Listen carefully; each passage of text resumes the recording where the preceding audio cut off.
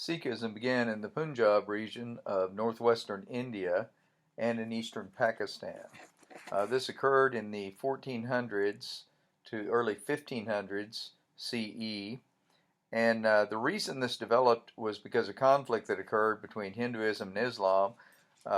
They were having a violent military conflict, and the Indian people who objected to that were seeking some way to try to avoid that kind of conflict, and Sikhism arose out of that desire, an attempt to bridge a gap between Hinduism and Islam so that people could dwell peacefully, in the land. And that's no easy task, let me tell you, to accomplish. And of course, the Sikhs, in fact, didn't successfully bring about a lasting peace because there's still conflict going on there today. This grew out of the Sant movement, and the spirituality which the Sikhs practice draws both from Hinduism and Islam, as well as, I think, some other sources that I have theories about that could have influenced Sikhism in India centuries before, but then finds its place or its expression in this more modern era of the 1400s. Kabir was a 15th century Indian mystic. He was a poet and is considered a saint, and his writings, according to some scholars, influenced the Hinduism's Bhakti movement. His verses are found in the Sikhism scripture, which is called the Guru Granth Sahib, and more about that later. But his most famous writings include poetry in the form of couplets. The story of Kabir, his historical story, is really unclear. There's not a lot of information about it. No really authoritative information about his birth and growing up, but there are legends. According to one of the legends, his mother was a Brahmin who became pregnant after a visit to a Hindu shrine. And because she was unwed, she abandoned Kabir because this was considered inappropriate or shameful. And he was found and adopted by a Muslim weaver. His early life began as a Hindu. There's little doubt of that, but he was later strongly influenced by a Hindu ascetic, Ramananda.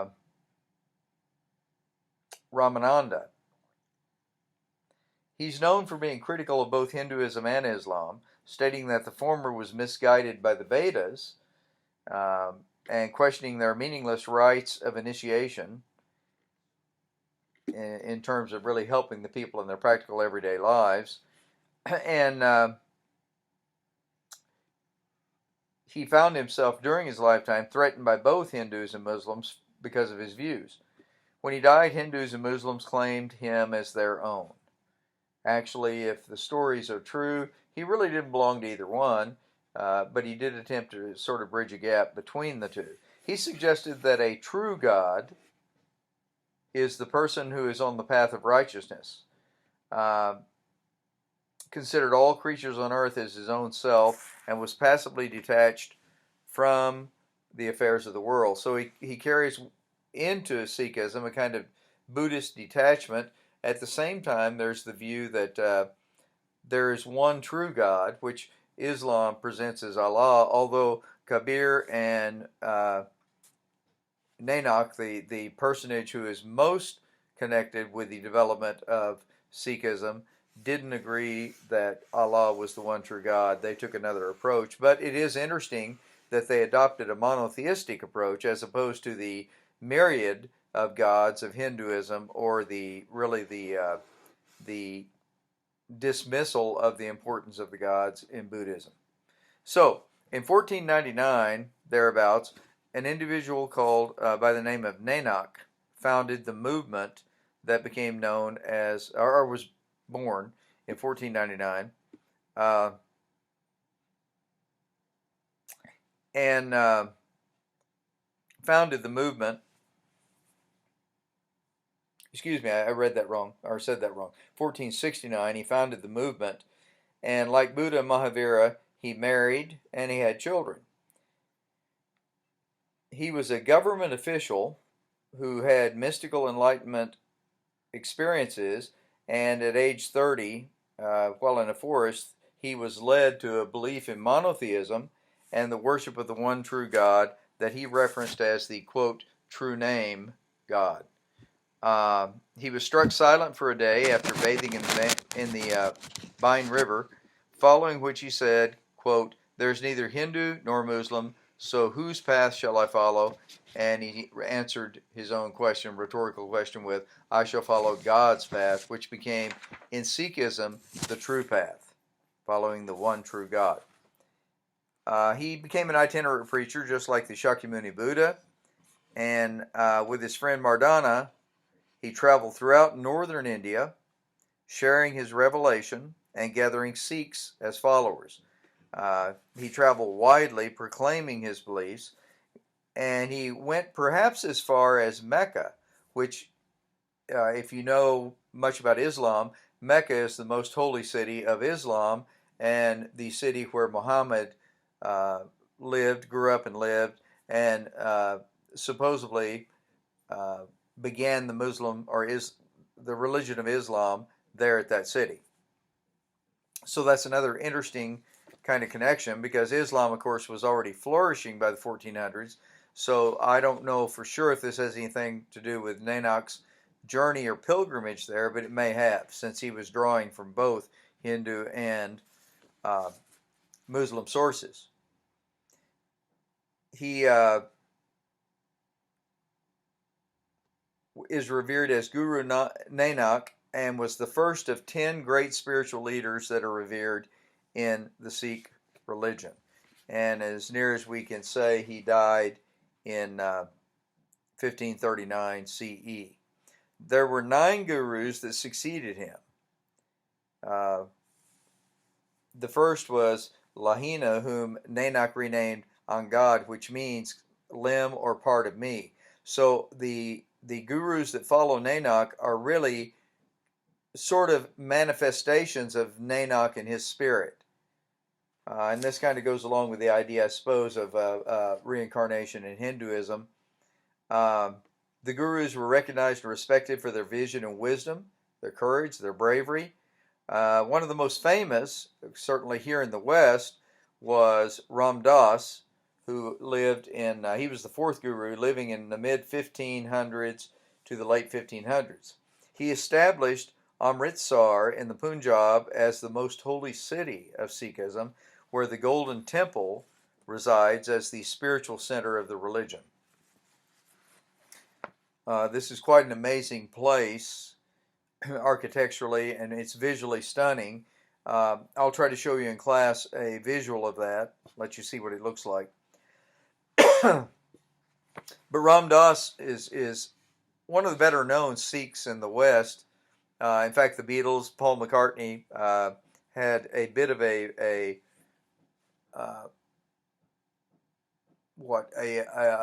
admiration of Ram and Ram Das, and promoted some of the Sikh viewpoints in England and elsewhere. And I might add that the Sikh religion has become prominent in Great Britain because people immigrated there, and they were received and accepted, and became a significant, subset of the larger social structure. The 5th guru, following Ram Das, was Arjan, and Arjan collected and assembled the holy writings of Sikhism, which are called the Granth Sahib, sometimes referred to as Adi Granth. And then the 9th guru is important, Teg Bahadur. Sounds like something from Lord of the Rings, doesn't it? But he's important because he was martyred for his defense of the Brahmins, the holy men who resisted forced conversion to Islam. And this is an important point because the Brahmins were Hindu, but yet Teg Bahadur was Sikh. And this is an important dimension of Sikhism. They do not simply defend their own religion and protect their own people.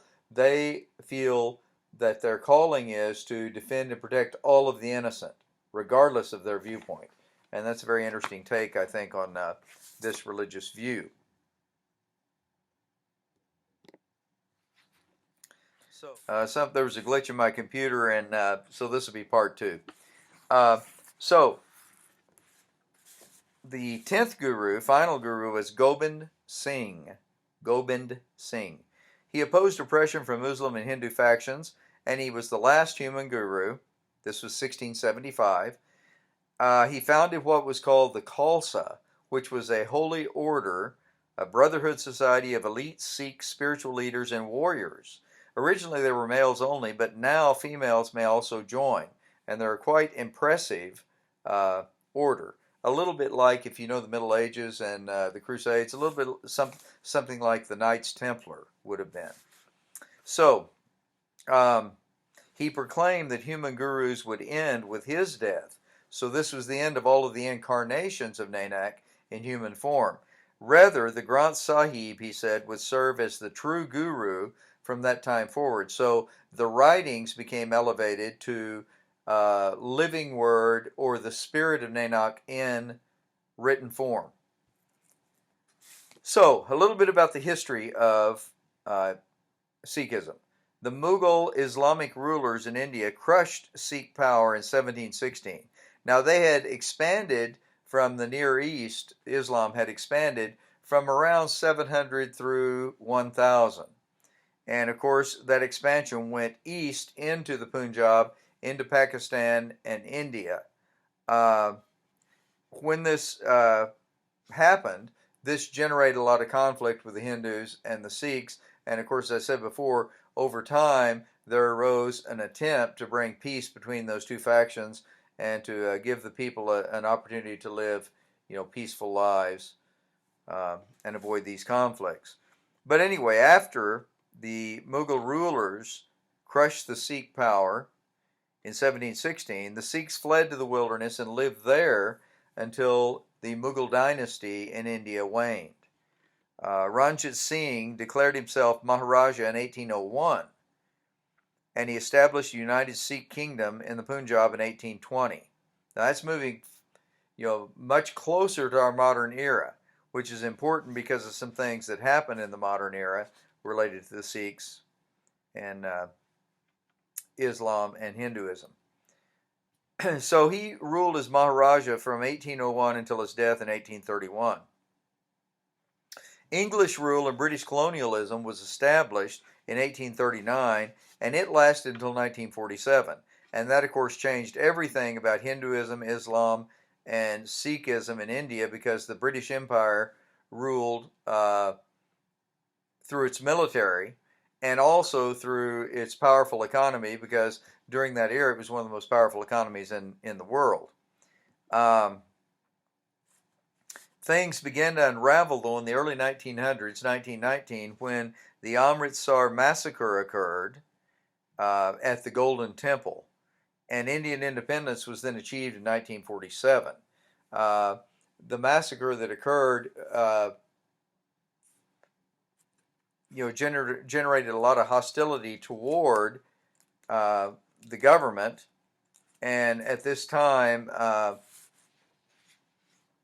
Mahatma Gandhi and Indira Gandhi were significant forces in the social structure and government in India, and both of them received some of the blame for the trouble and the unrest that was going on.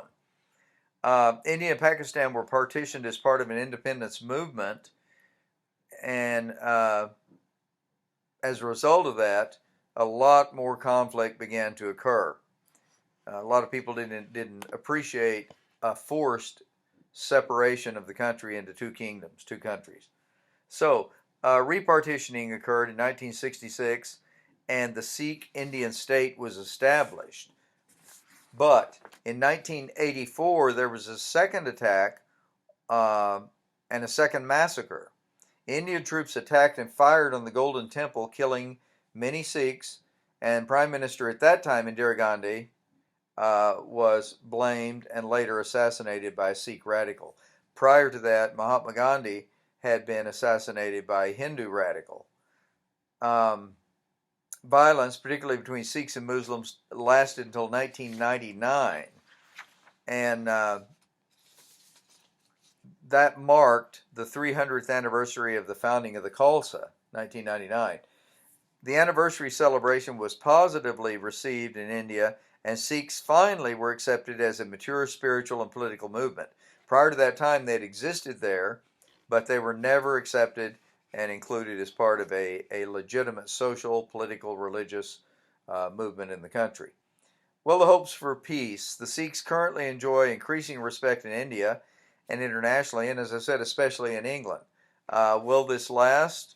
Well, right now it seems that there's quite a bit of unrest going on in India, so we'll just have to wait and see. So what are the worldview and teachings of Sikhism?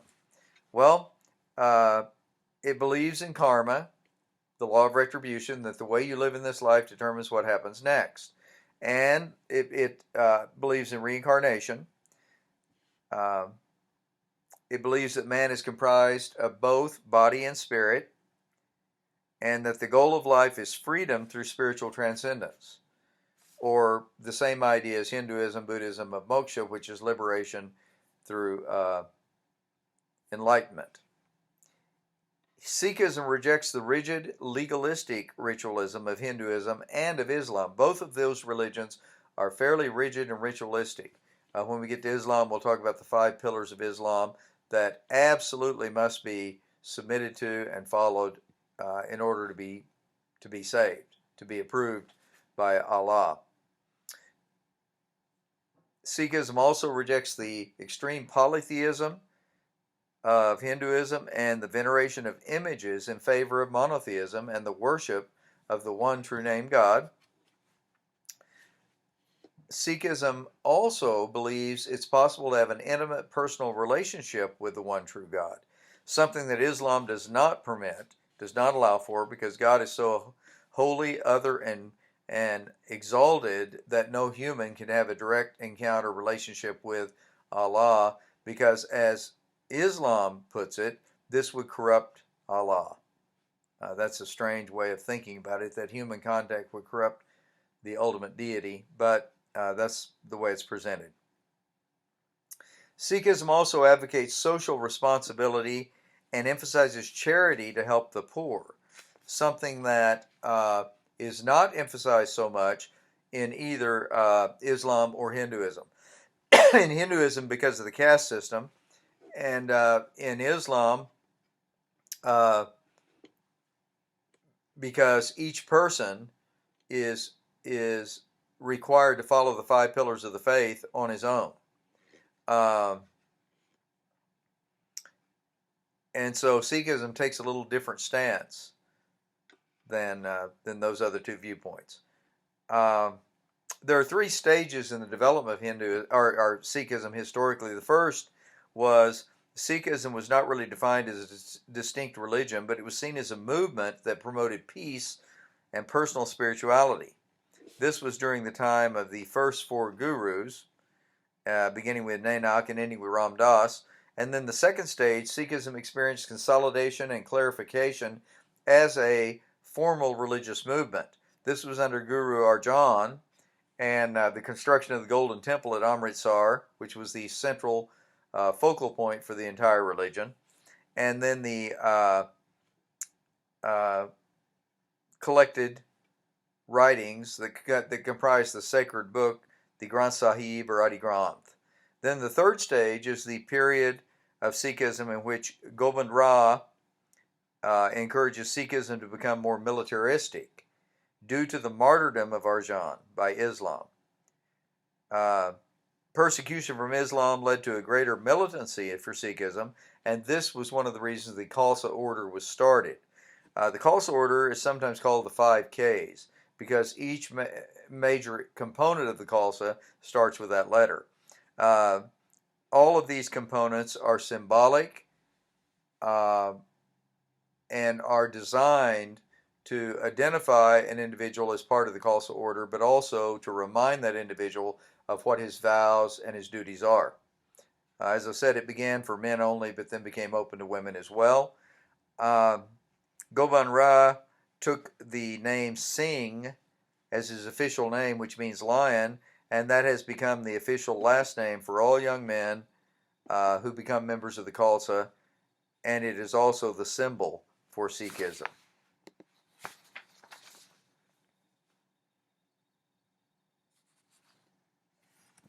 We just had another glitch, so this will be part 3. The 5 components of the Khalsa are the kesh, which is uncut hair, and it symbolizes dedication and commitment. Some of you may remember the story of Samson, who made the vow of the Nazarite to not cut his hair. Well, this is a similar idea. It's a representation of dedication and commitment, and this is why amongst Sikhs you will sometimes see them with these turbans that they wear. When they take the turban off, they have this long hair that looks a little bit like dreadlocks. If you've seen that, that's a component of the Khalsa order. Second is the kanga, which is a hair comb, which represents cleanliness, order, and health. And of course, this would make sense when you have the long hair like they have, that this would be an important component.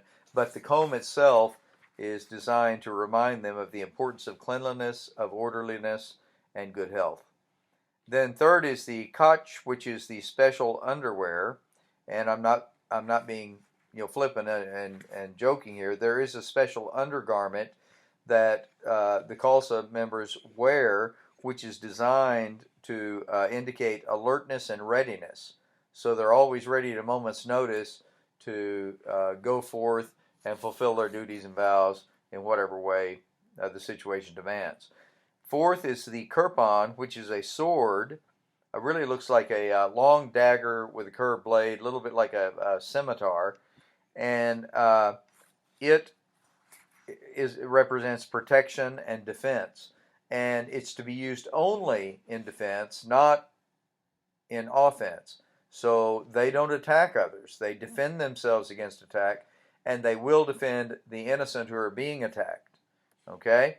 And then the kara is a bracelet that represents strength and commitment as well, and unending commitment, because there's no beginning or end to this bracelet. My son was given one when he was doing photojournalism internationally, and he was in India and the Far East, and he was given one as a gift. And the way it's constructed is it's made to just fit over your hand, and once it's over your hand on the wrist, it's very difficult to get off. And of course, in the order, you're never supposed to take it off. So my son had that, and he wore it for a long time, and he eventually did go ahead and take it off, and had it taken off, but he still has that from his travels. And a word or two about the Sikh scripture. The Adi Granth, or Granth Sahib, is divided into 3 parts, and it is, as I said, revered as the living and personal spirit of Nanak. So the scriptures themselves have a divine status. Now this is a little different than the Christian scriptures or the Jewish Bible, the Old and New Testament. While they're viewed as the inspired, error-free Word of God that God gave through His human vessels as a guide to knowing Him and following Him, the Bible itself is not to be revered as a living divine thing or a living deity itself. In Sikhism, the word itself is. And this is a little bit like the way Islam views the Quran. And again, this is a little different, though, than Judaism and Christianity in their view of inspired scriptures. So, in the modern world, Sikhs have been mercenary soldiers for the British government throughout the years. A Sikh faction was responsible for the assassination of Indira Gandhi, as I said, and did this because of the perceived concerns they had that she was in back of an attempt to retake the Golden Temple from Sikh separatists for the nation of India. And Sikhs have emigrated to several Indian-friendly countries, most notably Vancouver, British Columbia region of Canada. There's a large Sikh population that flourishes there in that part of the world. Let me look through a few notes here, see if there's anything else I want to add. I do want to say something to you about the khanda, which is the symbol of Sikhism, but I'll wait and do that in class because you need to visually see it, the official symbol of Sikhism. And it's important because of the similarity between it and the symbol that is used on the Iranian flag for Islam. They're not they're not the same thing, although they appear identical. The reason for that I'm not quite sure, but it's an interesting, it's an interesting detail to take note of.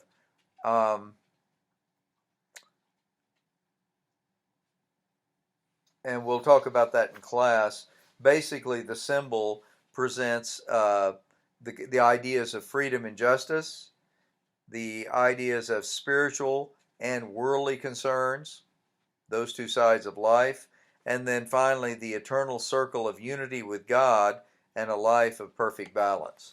But I'll explain those to you when we look at the symbol itself. I do want to say a few words about Sikhs and other faiths. Sikhs believe all people are created by the one true God. All religions worship the one true God, whether they know it or not. All people must be respected and treated with dignity and equality. All religious faiths and practices must be responded to with tolerance. Okay? As far as ethics and morality and law, there are virtues and vices, both listed. There are 5 of each in Sikhism. The 5 virtues are truth, contentment, service, patience, and humility.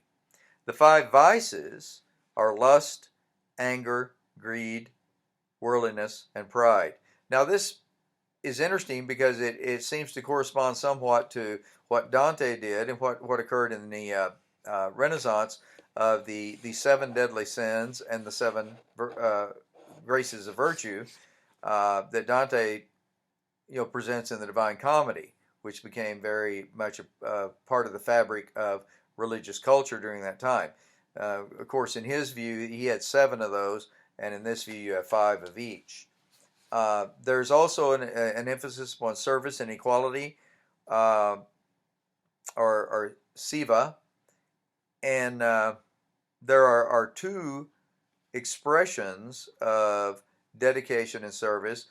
One is called Gurdwara, which is worship at a more public place of worship, but then there is Langar, which is a communal meal that we would think of more like in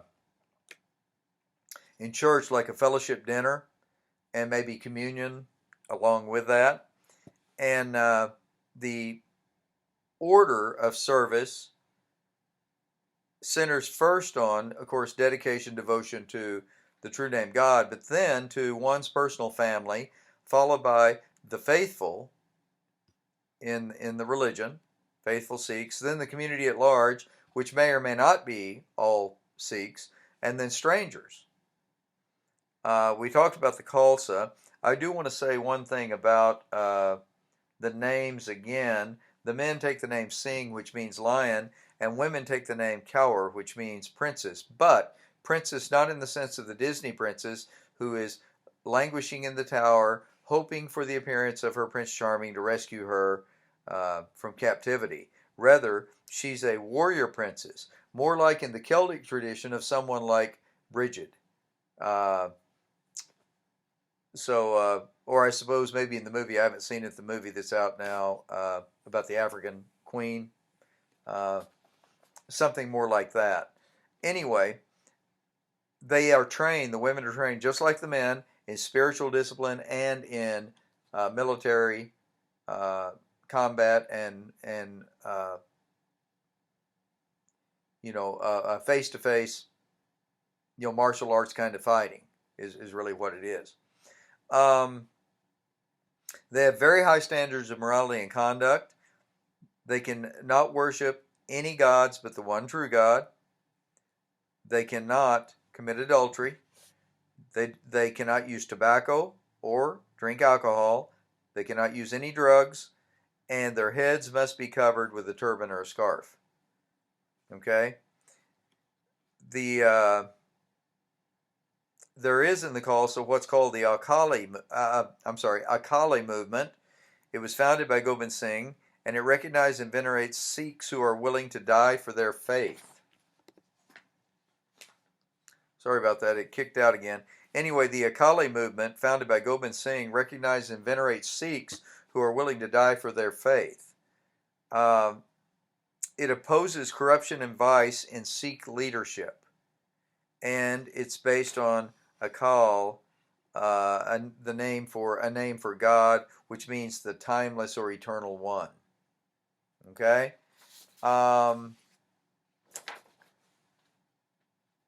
Few comments about practices and festivals, and we'll be finished.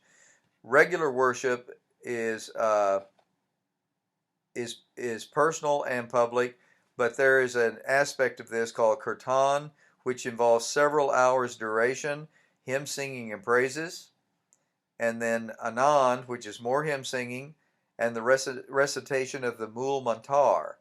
The Mool Mantar is Nanak's composition of the Sikh Creed, and I'll just read that to you. It's a little bit like the Apostles' Creed in the early Christian church, and it goes like this. There is one universal creator, sustainer, and destroyer. The name is truth, the doer, pervading in everything, without fear, without hate, timeless, undying image, beyond birth, self-existing, known through the true Guru's grace. Okay? And that's called the Mool Mantar, and that is recited during the worship. There is usually a short sermon or homily, a teaching moment, and then there's the Kara Parshad, which is a kind of communion. It's made of a sacred sweet flour mixed with water, sugar, and ghee, which is clarified butter, and this is ingested as a communion element. The Sikhs also venerate cycles of life, and there are several rites and rituals that are observed, but there are two that are most important. The first is the naming of infant ceremony, which involves the Gurdwara ceremony and the taking of Amrit, which is a sweet nectar that is given to the child, the reading of the Mool Mantar, and the reading of the Granth Sahib. The official naming using the Granth Sahib goes this way. The book, the Granth Sahib, is open to a random page, and the left-hand text is read. A name for the child is chosen beginning with the first letter from the first word on the left-hand page.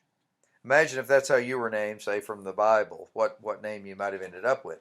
Anyway, the second life cycle involves the Khalsa initiation ceremony. And it involves stirring and drinking of Amrit, which, as I just said, is a sweet nectar drink. The recitation again of the Mool Mantar, and instructions concerning the Khalsa duties and vows, then a reading again from the Granth Sahib, and then partaking of Kara Parshad, which is the communion that we talked about earlier.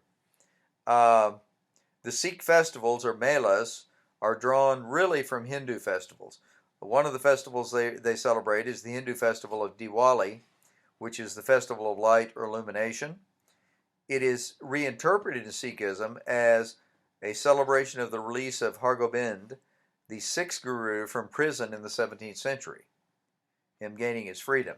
Then there is the Hola Mohalla, which corresponds to the Hindu Holi. It commemorates the founding and the training of the Khalsa. And then the Gurpurbs, the original Sikh festivals, which are not drawn from Hinduism. These involve processionals holding the Granth Sahib above the head, a complete reading of the Granth Sahib. Now this takes about 48 hours non-stop, so it's not for the weary or faint of heart.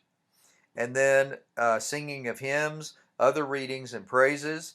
And the three most significant of these elements are the birth of Nanak, the birthday of Gobind Singh, and the martyrdom of Teg Bahadur. Okay? And so that really gives you a pretty good overview and summary of what Sikhism is all about. I'm sorry we didn't get to talk about that directly face-to-face in class, but I wanted to do this and put it out there for you so you could access it and gain a little bit more understanding and insight into Sikhism. I look forward to seeing you in class, next class session, and we will begin a unit on the Eastern religions where we will talk at some length about Taoism, Confucianism, and Shintoism. So you have a wonderful day, and I look forward to seeing you then.